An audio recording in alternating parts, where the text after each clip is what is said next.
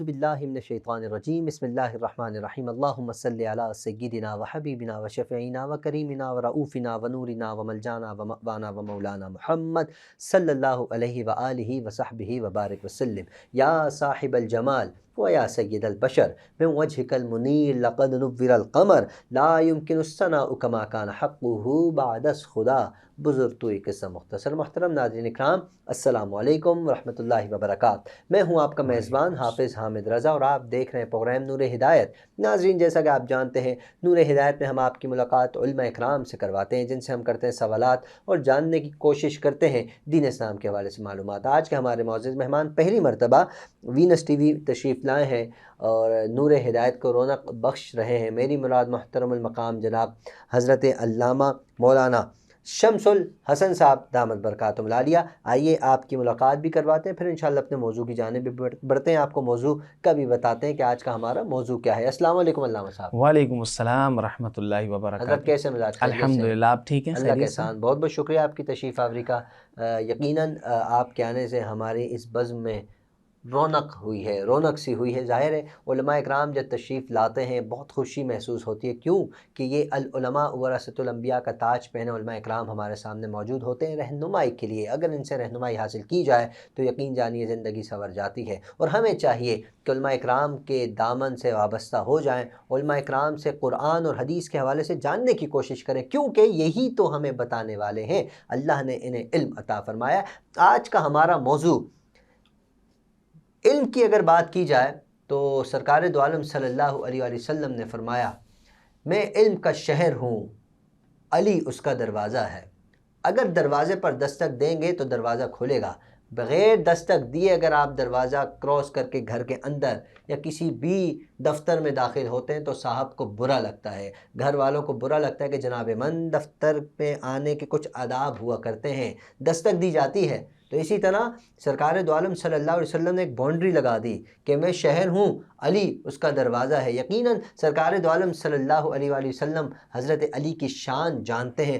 ہم کیا جانیں حضرت علی کی شان؟ اللہ پاک نے حضرت علی کو کیا مقام عطا فرمایا. سرکار دو عالم صلی اللہ علیہ وآلہ وسلم کی لخت جگر سید حضرت علی المرتضیٰ رضی اللہ تعالی عنہ کے نکاح میں آئی ہیں. ناظرین کرام، کتنا بڑا مقام ہے. حضرت سیدنا ابو بکر صدیق ہوں، حضرت سیدنا عمر فاروق ہوں، حضرت عثمان ہوں، جتنے صحابہ تھے، جتنے صحابہ سرکار دو عالم صلی اللہ علیہ وسلم کے دور میں اور سرکار کے دور کے بعد ظاہری طور پر وہ حضرت علی سے بے پناہ محبت فرماتے تھے اور حضرت علی ان سے محبت. آج ہم کوشش کریں گے، وقت بڑا مختصر سا ہے. علامہ صاحب کی خدمت میں حاضر ہوتا ہوں اور فوراً میں عرض کروں گا علامہ صاحب یقیناً ہمارا وقت بڑا مختصر ہوتا ہے. میں چاہتا ہوں حضرت علی کی شان بیان کرنے کے لیے تو وقت نہیں، گھنٹے نہیں، دن نہیں، مہینے نہیں، سال چاہیے، سالوں چاہیے، تب بھی ہم حضرت علی کی شان بیان نہیں کر سکتے. میں چاہتا ہوں ارشاد فرمائیے کہ نا مولا علی کی شان کیا ہے، اس کے بعد پھر ہم اپنے سوالات کی جانب بڑھتے ہیں.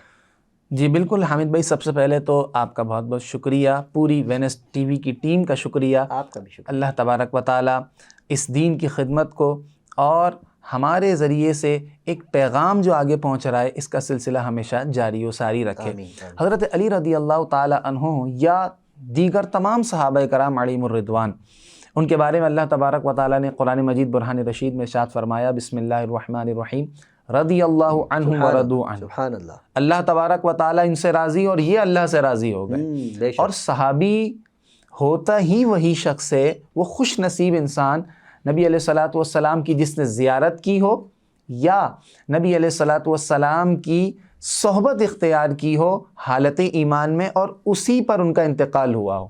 اب یہ صحابہ کرام علیہم الرضوان، تمام صحابہ کرام علیہم الرضوان کے بارے میں آتا ہے، نبی علیہ الصلوۃ والسلام نے ارشاد فرمایا، جس نے مجھے دیکھا یا میرے دیکھنے والے کو دیکھا اس مسلمان کو جہنم کی آگ نہیں چھوئے.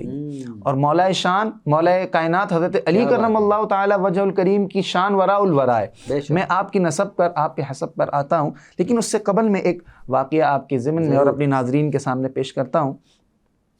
ایک مرتبہ حضرت علی کرم اللہ تعالی وجہ الکریم صفین کے مقام پر لشکر کے ساتھ جا رہے تھے تو پانی ختم ہو چکا، قافلے نے پڑاؤ ڈالا اور اس کے قریب ہی ایک گرجا گھر تھا.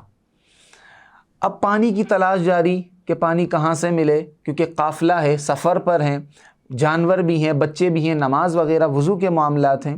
اس گرجا گھر کے اندر ایک راہب رہا کرتا تھا۔ سارے لوگ وہاں پر گئے اور اس سے پوچھا کہ یہاں پر ہمیں پانی کہاں میسر آئے گا؟ تو اس راہب نے کہا 2 فرسخ آپ کو دور جانا پڑے گا۔ 1 فرسخ یہ 7 کلومیٹر کا ہوتا ہے، تو 2 فرسخ کا مطلب 14 کلومیٹر آپ نے آگے جانا ہے، اس کے بعد پانی کی کوئی راہ ملے گی۔ اب سارے حضرت علی کے پاس آ گئے واپس۔ حضرت علی رضی اللہ تعالیٰ عنہ، اب آپ کا مقام دیکھیے، کیونکہ اللہ تبارک و تعالیٰ اپنے خاص بندوں کو وہ عنایات اور وہ کرم نوازیاں عطا فرماتا ہے کہ اگر وہ اشارہ کر دیں تو ان کے اشارے سے کایا ہی پلٹ جاتی ہے، ایسا ہی ہے، بے شک ان کی دعا سے تقدیریں بدل جایا کرتی ہیں۔ حضرت علی کرم اللہ تعالی وجہہ الکریم، آپ نے ایک جگہ ارشاد فرمائی کہ یہاں پر گڑھا کرنا شروع کرو۔ لوگ شروع ہو گئے، جیسے ہی گڑھا کرتے گئے، کھڈا کرتے گئے، پانی کے لیے ایک چٹان آ گئی۔ بہت کوششیں کی لوگوں نے، لیکن وہ چٹان نہیں نکلی۔ مولا کائنات حضرت علی آپ تشریف لائے، آپ نے دونوں ہاتھوں سے اس چٹان کو پکڑا اور باہر نکال دی، اور جیسے ہی چٹان باہر نکلی، نیچے سے ٹھنڈا اور میٹھے پانی کا چشمہ بھی جاری ہو گیا۔ سارے لوگ حیران، اور یہ کرامت تھی۔ میں چاہوں گا کرامت کی بھی وضاحت کی جائے کہ کرامت کہا کسے جاتا ہے؟ جی بالکل، آپ نے بجا فرمایا۔ کرامت کہتے ہی اس خارق عادت چیز کو ہے جو عام عقلوں میں نہیں آتی۔ خارق عادت چیز وہ کسی ولی کے ہاتھ پر ظاہر ہو جائے، کسی ولی کے ذریعے سے ظاہر ہو جائے۔ جیسے حضور خواجہ غریب نواز رحمۃ اللہ تعالی علیہ کا مہینہ چل رہا ہے، آپ کے سامنے جب جادوگر آیا تو آپ نے اپنی کھڑاؤں کو اشارہ کیا، وہ جو ہوا میں اڑ رہا تھا اس کے سروں پر جا کر تڑا تڑ اس کے سر پر برسنے لگی اور وہ قدموں میں ڈھیر ہو گیا۔ تو کرامت کہتے ہی اسے ہیں کہ جو انسان کی عام عادت کے خلاف کوئی چیز واقع ہو جائے۔ بہرحال تو حضرت علی رضی اللہ تعالیٰ عنہ نے جب اسے نکالا، پانی کا چشمہ بھی جاری ہو گیا، لوگ سیراب ہو گئے۔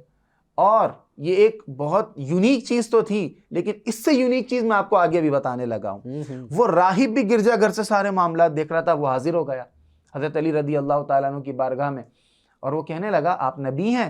حضرت علی نے فرمایا نہیں۔ پھر پوچھا کہ آپ فرشتے ہیں؟ فرمایا نہیں۔ پھر کون ہیں آپ؟ تو حضرت علی نے فرمایا میں نبی آخر الزماں کا ساتھی اور ان کا خلیفہ ہوں، اور مجھے نبی علیہ الصلوۃ والسلام کی صحبت نصیب ہوئی، اور میں اہل بیت میں سے بھی ہوں۔ سبحان اللہ، سبحان اللہ۔ جب یہ بات اس نے سنی تو راہب کہنے لگا کہ ہم نے اپنی پرانی کتابوں میں ایسے شخص کا ذکر پڑھا ہے کہ جو اس گرجے کے قریب وہ پانی کا چشمہ نکالے گا، اور میرے سے پہلے یہاں پر کئی راہب گزر چکے اور وہ یہاں پر زندگی گزار چکے اس انتظار میں کہ ہم اس نبی آخر الزماں کے ساتھی سے ملاقات کریں گے، لیکن وہ سارے انتقال کر گئے۔ میں آج بچا ہوں اور آپ نے میرے سامنے یہ واقعہ پیش کیا۔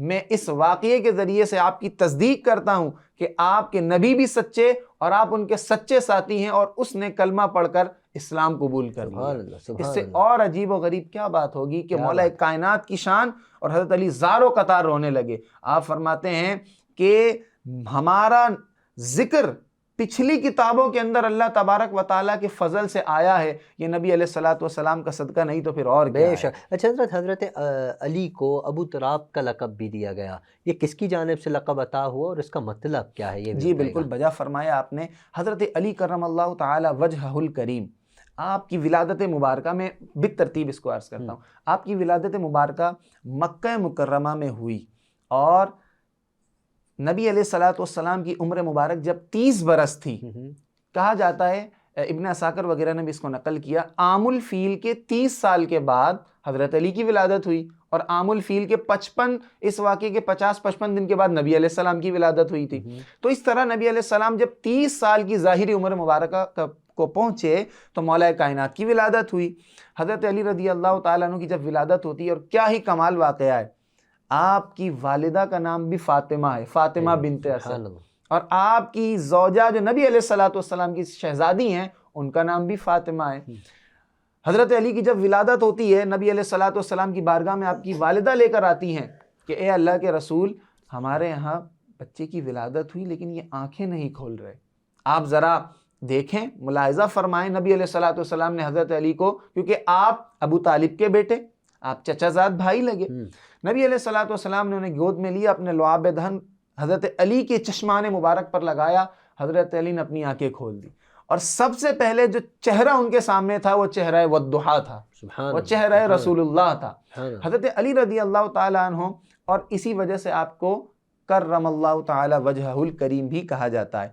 ابو تراب کا آپ نے جہاں تک سوال کیا، آپ کی کنیت ابو الحسن ہے حضرت امام حسن کی نسبت سے، اور ابو تراب بھی آپ کی کنیت ہے. وہ کس طرح؟ حضرت علی رضی اللہ تعالیٰ عنہ ایک مرتبہ گھر پر موجود نہ تھے، نبی علیہ الصلوۃ والسلام تشریف لائے، حضرت علی نہ تھے تو آپ باہر چلے گئے.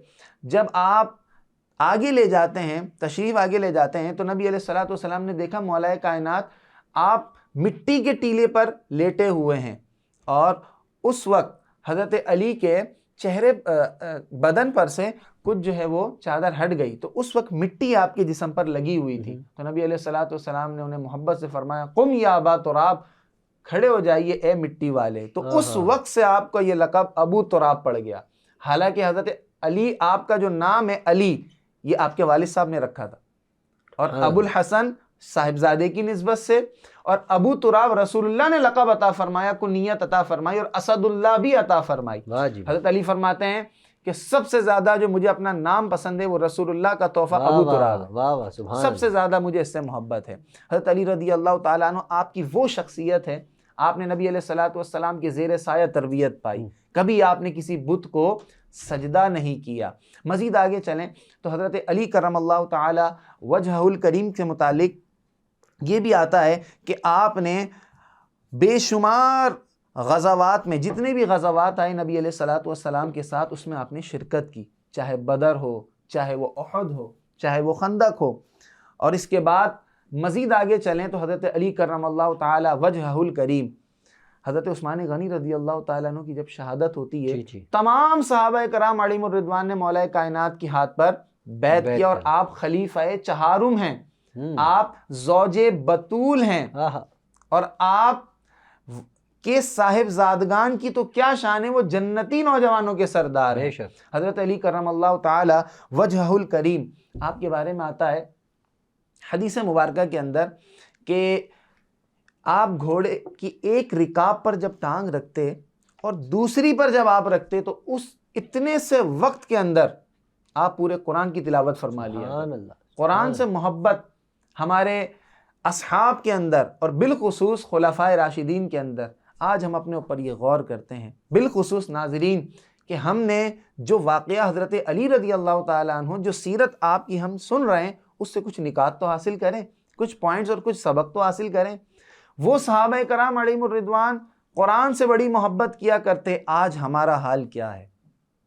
آج اگر ہمارے پاس سوشل نیٹ ورکس ہیں، یوٹیوب، فیس بک، انسٹاگرام، اگر ہم اس کی آن لائن ہسٹری دیکھیں تو شاید 5 منٹ پہلے ہم نے کھولا ہوگا، 1 گھنٹہ پہلے کھولا ہوگا.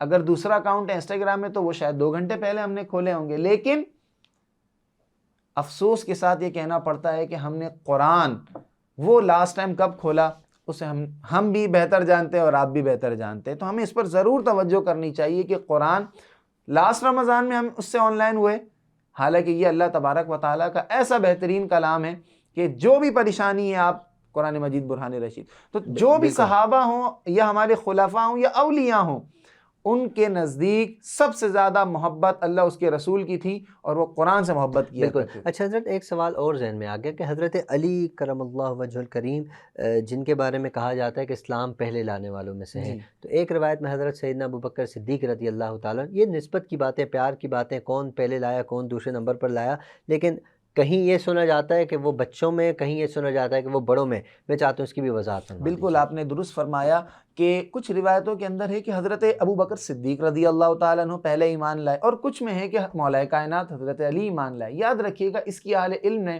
اتنی بہترین تطبیق فرمائی کہ بڑوں میں، مردوں میں سب سے پہلے خلیفہ اول حضرت سیدنا ابوبکر صدیق رضی اللہ تعالیٰ عنہ ایمان لے کر آئے، اور بچوں میں، لڑکوں کے اندر حضرت علی کرم اللہ تعالی وجہہ الکریم سب سے پہلے ایمان لے کر آئے، اور عورتوں میں حضرت خدیجہ الکبریٰ رضی اللہ تعالی عنہا ایمان لے کر آئے. تو ایمان لانے میں آگے پیچھے سبقتیں ہو سکتی ہیں، لیکن تمام صحابہ کرام برابر ہیں، سارے کے سارے صحابہ عادل ہیں. نبی علیہ الصلوۃ والسلام نے کیا فرمایا؟ اصحابی کا نجوم، میرے صحابہ ستاروں کی مانند ہیں۔ آج ہمارے ستارے کون ہیں؟ آج ہمارے سٹارز کون ہیں؟ ہمیں یہ غور کرنا چاہیے۔ کہیں فلاں ملک کا کوئی امیر کبیر آدمی، فلاں ایکٹر، فلاں سین کرنے والا، لیکن نبی علیہ السلام نے کیا فرمایا؟ اصحابی النجوم، میرے صحابہ ستاروں کی مانند ہے۔ اور اہل بیت کی مثال کا سفینۃ نوح، وہ سفینہ نوح کی طرح ہیں۔ تو میرے امام کہتے ہیں جو اس میں سوار ہو گئے، جو اس میں سوار ہو گئے۔ اگر آپ نے دریا پار کرنا ہے، رات میں سمندر پار کرنا ہے، تو کشتی کی بھی ضرورت ہے اور راہ دکھانے والے ستاروں کی بھی ضرورت ہے۔ تو کیا بہترین ہمارے امام نے اس کو اس شعر کے اندر بیان کیا، اہل سنت کا ہے بیڑا پار، اصحاب حضور نجم ہیں اور ناؤ ہے عطرت رسول اللہ کی۔ حضرت علی کرم اللہ تعالی وجہہ الکریم، آپ کی شان وراء الورائے، اور آپ تمام صحابہ کرام علیہم الرضوان سے محبت کیا کرتے۔ ایک آخری جی حضرت علی کرم اللہ تعالی وجہہ الکریم کے اقوال مبارکہ میں سے میں چند اقوال پیش کرتا ہوں۔ سب سے پہلا قول آپ نے فرمایا، سب سے بڑی دولت عقل مندی ہے۔ آج ہم عقل مندی پتہ نہیں کہاں سے حاصل کر رہے ہیں۔ ایک جو ٹریک ہے، جو ایک وے ہے، جو صراط مستقیم ہے، اور صراط مستقیم کی ایسی بہترین مثال امام زین العابدین نے دی۔ اگر ان سے کسی نے سوال کیا کہ ہم کس میں جائیں، انہوں نے فرمایا اہل السنہ کے اندر۔ تو سوال کرنے والے نے دوبارہ پوچھا کہ اہل السنہ کا اگر ہر کوئی نام لے رہا ہو تو پھر ہم کس میں جائیں؟ 70-72 فرقے بن جائیں تو ہم کس میں جائیں؟ امام زین العابدین نے فرمایا کہ علامات من اہل سنتی کثرت الصلاۃ علی رسول اللہ، کہ علامت میں بتا دیتا ہوں، اہل سنت اصل میں وہ ہوں گے جو نبی علیہ الصلوۃ والسلام پر کثرت سے درود پڑھنے والے ہوں۔ تو جو عقل مندی حاصل کر رہے ہیں، سب سے بڑی دولت حاصل کر رہے ہیں، تو ایسے لوگوں سے حاصل کریں جن کا ہمارے اسلاف نے ذکر فرمایا، اور وہ اہل سنہ ہے۔ الحمدللہ، بہت بہت شکریہ علامہ صاحب، آپ کی تشریف آوری کا اللہ کریم آپ کے علم میں عمل میں برکت عطا فرمائے۔ ناظرین کرام، پروگرام کا وقت اختتام کی جانب ہے۔ ہمیشہ کی طرح آپ سب سے گزارش ہے، اپنا اپنے اہل و عیال، اپنے پڑوسی، اپنے رشتہ دار، سب کا خیال رکھیں۔ ہم سب کو اپنی دعاؤں میں یاد رکھیے۔ السلام علیکم ورحمۃ اللہ وبرکاتہ۔